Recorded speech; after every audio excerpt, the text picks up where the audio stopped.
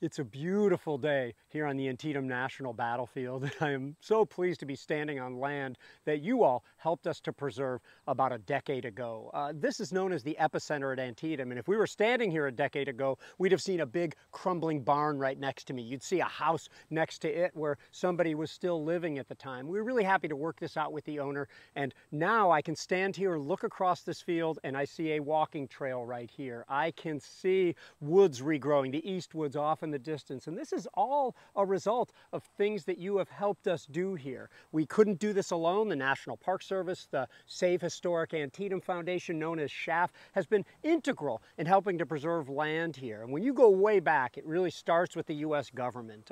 Until the government got involved with national battlefields, national military parks in the 1890s, we really didn't see a whole lot of preservation of battlefields. But it went so well at the beginning at places like Chickamauga, where they were buying up, if I may, huge tracts of land there. By the time they got to do Antietam, they really sort of realized, we can't afford this. We're going to bankrupt the government trying to do this, even though Congress was almost entirely populated with Civil War veterans at that time. Either way, they adopted something called the Antietam Plan, which instead of purchasing large tracts of land, they were purchasing sort of avenues through battlefields where people could tour that battlefield and they could see monuments along the road under the assumption that this is rural land and will always be that way. And so it remained for a long time. If I came here when I was younger, I would have seen the approach to the cornfield, to the sunken road off in the distance wasn't even preserved. If I came over here, some of the land around the Moomaw farm was not preserved. The cornfield itself was not preserved when I was a little kid. And a whole lot of the land over here across the Hagerstown Pike was not preserved. And during this sort of period, when the government was sort of getting out of that business, you had the Save Historic Antietam Foundation and other local groups stepping up to preserve land. And one of the most important and largest ones of those is one the trust was ultimately involved in, and that is the Real Farm, R-E-E-L, on the other side of the visitor center, 140 acres. The trust has owned it for decades, and we have good stewards in there, and it's a key part of the battlefield, and it was a hospital as well. Now, after the trust got a little bit larger and in association with SHAF, we've had unbelievable success around here. I'm going to mess some of this up. I can't possibly remember it all, but I'm just going to look around and see if I can get it right here.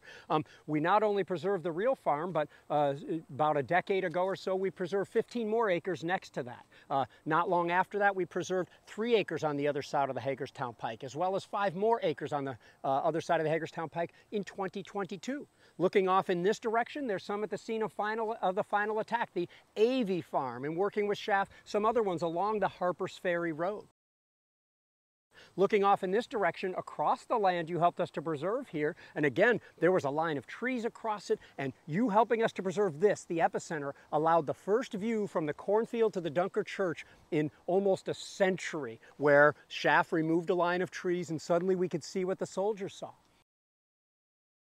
After the landowner here told her neighbors that this transaction went well, we were able to secure 6 more acres in the East Woods over there, and then another acre at auction next to the North Woods over there. So, I mean, it just keeps coming, and now, who'd have thought, compared to even when I started coming here in the 1980s, what a different battlefield. It's got to have triple the trails that it had because it simply owns the critical mass of land to allow for such a meaningful visit here.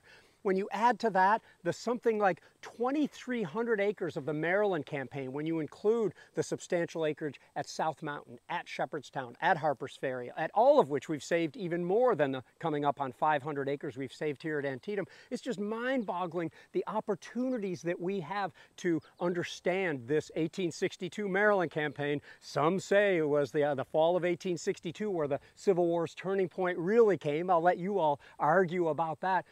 So to all the members and supporters of the American Battlefield Trust, to everybody who supports the Save Historic Antietam Foundation, who supports the National Park Service, whether you like it or not, through your tax dollars, which help to preserve these places, we can't thank you enough. We can't do this work without your support. We hope you'll visit places at Antietam and elsewhere in the Maryland campaign. We hope you'll bring your kids and grandkids with you so that we can spread this important American history and so that people of the future generations can come and know where these citizen soldiers fought and made their sacrifices.